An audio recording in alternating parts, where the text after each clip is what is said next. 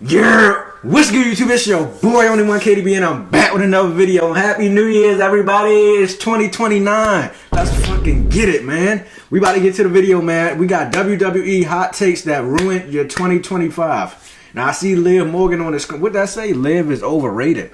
Don't hold up. First of all, we're not going to start this video in 2025. We're not about to start the year off like this. Y'all not about to bash my goat going into 2025. I'm just going to let y'all know straight up. No Liv Morgan shall enter this room, shall be tolerated. We about to get to the video, man. If you're new to the channel, make sure you like, share, and subscribe. And let's get it, man. Hope y'all boys enjoyed y'all New Year's. And yeah, man, it's 2025, man. We made it. You know? What y'all New Year's resolution is.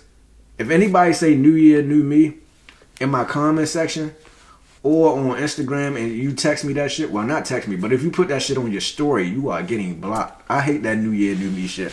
Y'all be saying that shit every year and be the same person. But let's continue. Let's get it. Liv is overrated. In ring, she's average. Promo is decent, but overall gets a pass because she's conventionally attractive. Liv is the GOAT, bruh. Extremely attractive, you son of a... And let me know down in the comments more wrestling hot takes. It can be current day or in history, and you'll be in the next episode. Dominic Mysterio should be the next Money in the Bank winner. Semi-related, but he should break away from the Judgment Day, whether it's with or without Liv. Yeah, I think so. I think I'm there for that. Like, I'll be honest, Dominic Mysterio is truly one of the greatest transformations of a wrestler of all time. Like, this guy came in, that baby face he had, he was with his dad, he was like kind of fat, he was like, you know, it just wasn't really clicking in 2020, but I could see something in him because he's the son of one of the greatest of all time. But then the second he turned heel at Clash at the Castle 22, yeah, he's been money ever since. So I think it's time for him to be Money in the Bank. In terms of breaking away from the Judgment Day, I think maybe, not yet, but maybe. NXT is better than both Raw and SmackDown. Who the fuck put this? What's your name? Ham Hairs. I don't think well, me personally, I can't speak on that because I don't watch NXT, so I really can't speak. But come on, bro. We really about to say NXT is better than Raw and SmackDown. Entirely honest, NXT is my favorite brand of all time. I love NXT. I've loved every rendition of it, including Game Show. And especially right now, NXT is firing on all cylinders. They continue to sign some of the best names. They continue to give some of the best matches, best moments, best shows, best pay-per-views. I can't argue with that. NXT is elite, and it maybe always will be. Especially NXT hitting like crack in the 90s? I might gotta check NXT out. I've been bullshitting. I know one person on NXT. I think her name is... I can't remember her name, but she be doing a little shoulder shimmy shit. Y'all know who I'm talking about. I can't remember her name. I think it starts with a J or something. I don't remember. But I gotta check NXT out, man. The fact that a lot of people dropped off when it became NXT 2.0, and then all of a sudden, like, they started nailing the shit out of NXT 2.0, and people were like, oh, once you get past the ugly paint splatter, this is kind of cool. I also sometimes go ahead and ask for hot takes on my community tab on YouTube, and I also sometimes ask for hot takes on my Instagram meme page, or even on Twitter, so make sure you're following on all of those. Zack Ryder's Intercontinental title win is the most underrated WrestleMania moment ever. Maybe. The match was fire, him winning was a great idea, and he got to celebrate it with his dad. Barely anyone talks about this moment, but I think it's highly underrated. You know why people don't talk about that moment? Because the slander train on WrestleMania 32 has been going on for way too long. WrestleMania 32 was not a bad WrestleMania. And I would even go as far to say WrestleMania 27 is not a bad WrestleMania. This guy stinks! Yeah, it's still too early to be saying that. Listen though, when it comes to WrestleMania 32, sure it was a little bit long, sure Roman Reigns winning, it wasn't really the popular thing at the time. Zack Ryder winning the IC title is a moment that I wish would have lasted longer. Like, they could have let my brother hold that title for at least a week, at least a month, you know? Ludwig Kaiser is in the conversation of best wrestler of the year as he has a great character and is unbelievable in the ring. Yes, I'm there for that one. So far, a lot of these hot takes I'm just agreeing with. I'm sorry, what can I say? But with that being said, you're absolutely right. I mean, maybe not wrestler of the year, maybe he's not number one, but in terms of being one of the great standouts of the year, yeah. Ricochet is very overrated, and to me isn't even that good. I've always hated him. Damn. I mean, I wouldn't say Ricochet overrated. I'd say on the mic he's unfortunate, but in terms of in-ring, like, he's rated as he should be. He's one of the best at what he does, and he's incredible in-ring, you know? I just wish he'd put one of these down. sometimes and just, you know, stop. Although, as I said in that AEW video, man, it's hard to speak on the microphone. He is kind of warming to me as a heel. You know, he's kind of like that right level of annoying where I'm kind of like, I respect what you're doing with a little. Jacob Fatu, if booked well, can be the next Roman Reigns. You know what? I don't like putting too many people in that hole. They're going to be the next version of this. They're going to be the next version of that. I want him to be the first Jacob Fatu. But I see what you mean. Both AEW and WWE are great right now. Yes. I'd agree with that. Don't get me wrong. Sometimes when it comes to WWE, it's like there's so many shows being thrown at you. Sometimes I just got to take some time off and just be like, I'm not watching Raw or SmackDown this week. NXT, mi amor. But yeah, after watching World's End the other day, I think both products are in a really strong point heading into 2025. If Scripps/Reggie was booked well, he'd be in the running as one of the best high-flying wrestlers in the world. Yeah, honestly, Reggie, he got done dirty, I'll be honest. Reggie and Scripps were not great characters, but he's very talented. My bad for being a casual. I told you I just started watching wrestling again. But who the fuck is Reggie? I never heard of him before. I'm gonna be honest, I heard of every wrestler that he just mentioned except for Reggie. I have no idea who that is. WWE needs to add time limits to their matches and show the consistent record like AEW. I feel like the time limit could add a little substance to rivalries. Needs to add time limits to their matches and show the contestants record like AEW. I feel like the time limit could add a little substance to rival. Yeah. No, actually, I disagree. I'll be honest, like, AEW sometimes does the time limit thing really well, but then sometimes it gets to a predictable spot where you're like you'll hear Justin Roberts being like, 1 minute remaining, and you're like, oh, this is going to end in a draw, great. But the first couple times AEW did it, and it was with, like, Bryan Danielson and Kenny Omega, and, you know, that era of AEW, I thought they did it really well, so I could see WWE doing that. It'd be fresh for them to do. If WWE deleted any tag title, we wouldn't miss them. Ooh. I'll be honest, you're not wrong. There is a lot of titles right now. Like, I don't know, maybe you don't need multiple tag divisions across the big 3 shows. Seth Rollins' drip god gimmick has run its course. It was fun at first, but it's getting old. He needs to go back to a heel version of the Architect, and I think that's where they are going with the Punk storyline. Ooh, okay. I'm actually gonna disagree with you here. I'm gonna disagree. I really like the drip god gimmick, and I don't think it's run its course yet, but I see what you mean. It has been like a few years. I honestly think either he goes back to the Architect, or alternatively, bring back the Messiah.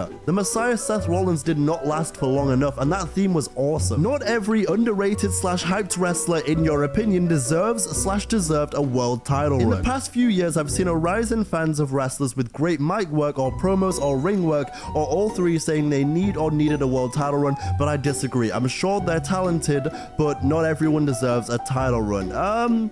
Yeah, someone that instantly springs to mind with this conversation is Cesaro. In hindsight, I don't think Cesaro really needed a world title run to be who he is now, but I can see, like, back in 2014 when he was with Paul Heyman, it was like, this guy needs to be WWE champion yesterday. So, or even a guy like Zack Ryder was another guy, like, we need this guy as WWE champion. I got a question.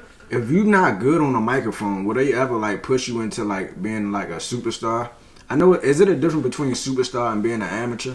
Because if you new on WWE, obviously you a fucking amateur. You're not a superstar yet. But do they count WWE? If you've been on WWE, do they count you as a superstar? I know y'all don't understand nothing I just said. But I'm just saying, like... and how do that mic shit work? Like, do they write you a script and you have to remember the whole thing? Because if you do have to remember all that information, that's tough. I ain't gonna lie. Especially if it's like a paragraph or like...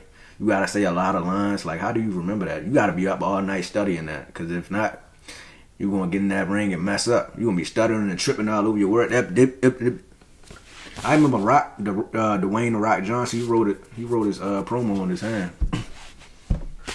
So, you know, I can see it in both ways. But also, with that being said, now that I'm thinking about hyped wrestlers, Ryback was pretty hyped at one point, and look what happened to him. So, imagine they made Ryback a WWE champion in 2012. Jesus Christ, no. Roman's run as the big dog was actually good and underrated. He put on some classics with AJ Styles, Seth Rollins, and Brock Lesnar, just to name a few. People only remember him being put over a lot, but they don't talk about the quality of his matches, which were usually top tier. And then Malcolm Bowen 6 also goes out and weighs in and says his feud with Braun Strowman was underrated. You're spitting. win. But also I gotta say, yeah, this is the difficult thing with Big Dog Roman Reigns. It wasn't all bad, but it's also a thing of like those matches with AJ Styles and Seth Rollins and Brock Lesnar would happen like every once in a blue moon. Like Seth and AJ were in the same summer, fair enough. 2016 WWE, I made a video on that recently. It's an unreal time. In terms of Brock Lesnar, WrestleMania 31 match cooks. I'm sure there was another win in there that cooked as well that I'm forgetting. The Braun Strowman stuff was absolutely fantastic. It made Roman seem human instead of being overpowered all the time. So yeah, some of it was underrated. You're right. Hot take, TNA was better than WWE during the PG era in my opinion. Aces and Eights will forever be one of my favorite storylines of all time. I'm gonna go ahead and disagree with that take. And honestly, having watched TNA was like that house during that time, and you know, I generally know some things about that era, like the Hogan and Bischoff stuff, and Kurt Angle being Kurt Angle, Samoa and Jeff Hardy going there, and RVD, and Bobby Roode and AJ Styles and Christopher Daniels and Samoa Joe, and you know, all these people. Don't get me wrong, a good time, but better than the PG era if we're talking like PG all the way up until like 2013 when it ended, when it went into the reality era, or 2014. I'm just not entirely sure I agree with that. I think 2011 had CM Punk, so that was very strong, and I think 2011 is underrated anyway. I think you look at like 2008, 2009, you got Randy Orton and Chris Jericho and Shawn Michaels at the end of his run, and The Undertaker and Batista and Cena. So I'm gonna disagree with that one. Bron Breakker is the only champion on the main roster. No. NXT Black and Gold was just Triple H being groomed for top spot because those NDAs had invalidity.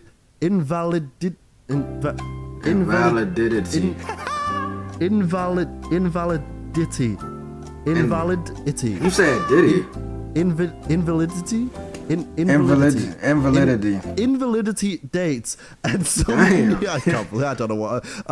Breaking news, guys. Deontay DJ is having another stroke. It's okay, I can make that joke. I had in a way, Vince McMahon stepping down was Triple H's call up to main roster. John Cena should not win the IC Championship at all. Worst idea I've heard. Damn. Love your vids, Deontay. Watched since the AEW Universe Mode and Dante Inferno days. Hey, T-Plays, salute. Shout out to you. But in terms of your hot take, John Cena should not win the IC Championship at all. I think he has to. Unfortunately, I think he has to. Like, do I want him to beat John Cena was... No. Is that gonna happen? Maybe. AEW are consistently producing great matches and decent storylines. The hate they get is unnecessary. I agree to an extent. As someone that could be argued as an AEW hater, I know some of you probably see it like that when I even remotely criticize them and I'm like, well, they're not doing good here, but they're doing good here. I know some of you only hear the criticism, and that I get it. But with that being said, when it comes to AEW, I really do think they have turned it around in the last couple of months, and I do think 2025 is going to be a good year, especially considering their roster is absolutely ridiculous. Like, they have some of the best wrestlers of all time just casually wrestling on Dynamite. Like, it's insane. I'm excited for what they do next year. So question, when you first start wrestling, where they move you to? They move you to NXT or AEW? And how long is it before you get pushed up to the main roster? For all the WWE heads, I used to be a WWE head back in 2009 and 10 and 11 and 12 and all that kind of good shit. But I just got back into it recently, probably like not even a year ago, probably like 6-7 months ago. Kevin Owens and Finn Balor should be world champions at some point in 2025. Ooh. Finn Balor beating John Cena for the World Heavyweight Championship. I also think Omos will join AEW and immediately insert himself into the Hurt Syndicate with Bobby Lashley and MVP. Where's Bobby Lashley now? Again, come on. I'll be honest, I'm pretty sure that Omos is still signed to WWE for like another couple of years. But I like your thinking. I enjoy what the Hurt Syndicate, they're another part of why AEW is slowly turning it around. I've enjoyed what they've been doing so far. Love 2016. I need Finn and Kevin to be back up there, okay? Prime Black and Gold NXT, fanboy, stan. I need Kevin Owens and Finn Balor to be world champions again. I need to restore the feeling of what they were in Black and Gold. Period. Can we stop saying that AEW has restored the feeling? That's a personal shot at me, isn't it? Come on, guys. AEW World's End 2024 restored the feeling. Let's fucking go, lads! I genuinely do feel like the feeling is back with AEW. I genuinely do feel like they have been on the up and up since I've been speaking about, you know, their problems and everything. Again, not saying that I'm responsible for any of that at all whatsoever. That's not what I'm saying. But I'm just saying, like, from where they were, you know, maybe at the start of the year or last year, and where I initially had problems with them, I feel like they've really built on what they've been doing, and they've built on their problems and fixed a lot of things. And I feel like now that the smoke has cleared from the CM Punk aftermath, they're really on the right track heading into 2025. So for me personally, for the AEW that I once loved and you know, loved in 2021, I would say they have restored the feeling for me. But again, I'm just speaking for me. Wrestling shouldn't be treated like sports when it's more entertainment. I agree with that one. Wholeheartedly agree with that one. That was low-key a It's bar. hot take because I know a lot of wrestling fans try and still treat it like it's a sport, like it's real. I'm of the controversial opinion that I treat it like it's a TV show. Like, I'm not necessarily trying to disrespect what professional wrestlers do. I'd never go ahead and say, oh, you guys are just actors, it doesn't hurt, it's fake. Like, I would never say anything like that. But at the same time, I'm not exactly being like I'm not treating it super seriously. Like, sometimes you just gotta understand that this is a TV show and it should be taken like that.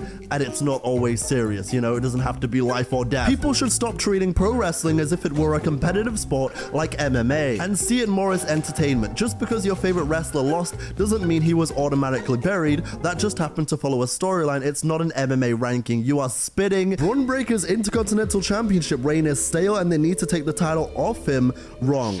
Incorrect. Boo! WWE should make more unique PLE stages to make them stand out. I wholeheartedly agree with that. Dominic is the best heel in the modern wrestling world. Depends what you mean by modern wrestling, because Roman Reigns is still there. NXT now is better than Black and Gold NXT. Ooh, you lost me at the end there. You lost me at the end. Disagree. NXT is top tier in WWE. Every division feels lively and loaded, whether it's the mid-card and North American scenes, Javon Evans, Charlie Dempsey, Lexus King, Sol Ruka, Zarya, Ren Sinclair, the tag team division with Fraxium, the GOAT, etc, etc. Everyone feels like stars that could capture gold whenever the story needed them to, and their PLEs always deliver, except for Battleground, which had some mid in there, and Halloween Havoc, which was pretty bad. Damn, okay. Current day NXT though is top tier, wholeheartedly agree with you. Long title reigns are boring and I don't see anyone apart from Punk who can make it interesting. Roman's reign has ended, but it also got very tedious at the end. Disagree with that hot take. I think if you've got a hybrid on your roster where it's sometimes long, sometimes short, sometimes it's middle, like 3 months, I think that's fine. Like for example, Damian Priest and Bayley, they only held the title for what, like 3-4 months, and that was fine to me. That was perfect. Grayson Waller should eventually be Mr. Money in the Bank, maybe not 2025, but at least by 2027. He is just way too good not to get a big heel singles run. You are damn right. Love Grayson Waller, love the Grayson Waller effect. Dun dun dun dun dun. Yeah, banger theme, by the way. The Shield is overrated is crazy. Gunther's title reign has been really underwhelming and nowhere near as good as his IC title reign. Low-key, you're semi-spitting. But maybe that's just because his IC title reign set the bar so high that going into another long reign straight after it was like, obviously comparisons were going to be drawn. And I also think his world title reign will really kick into gear when Ilya Dragunov comes back, because they need to run that. They have to. Shane McMahon would run a better company than Triple H if he was in charge. No Triple H slander shall be tolerated 2025. Shout out to Shane McMahon, by the way. I was just asking about you last video, Shane. You just popped up out of nowhere. Shane McMahon would run the company better. I don't know about that. I don't know. Triple H is doing a wonderful job. Y'all don't be talking down on Triple H, man. He doing a great job, man. Shout out to Triple H, the game. Time to play the game, shit like that. Disagree. I don't think he would. WWE 2K20 isn't as bad as people made it out to be. Is it still bad? Oh, absolutely. But at the same time, it had a stacked roster, it did, and also had a decent universe mode and introduced 4-slot rivalries, and after several patches, the glitches weren't as provident, and dare I say, 2K24 currently has more issues and glitches in 2K24 con online-wise. Kind of spitting a little bit, although with that being said, I never really play universe mode in 2K20. You know why? Liv Morgan is more entertaining to watch than Becky Lynch ever was. What Facts. With the straight on my goat. Oh, great. Now I've got to choose. Liv Morgan is the best ever. My life or my goat. I think I'm going to go with my goat. I'm sorry. I've got to defend Becky Lynch. She's not better than Becky Lynch. She never will be. Sorry. The former WWE champion, Drew McIntyre. He deserves to headline WrestleMania. He's more entertaining than Cody, Gunther, the Bloodline, and the female division combined. What's with the stray on the women? What's going on? Oh, wait, no, hang on a second. I see number 5 here. Deontay DDJ should have more subscribers. You know what? I was wrong about you. But yeah, man, that's going to do it for the video. If y'all enjoyed that reaction video, make sure y'all like, share, and subscribe. Shout out Deontay DDJ. Man, these was some hot takes, man. But like I said, Liv Morgan is the greatest women's wrestler to ever live. You get it? You get what I did there? Live.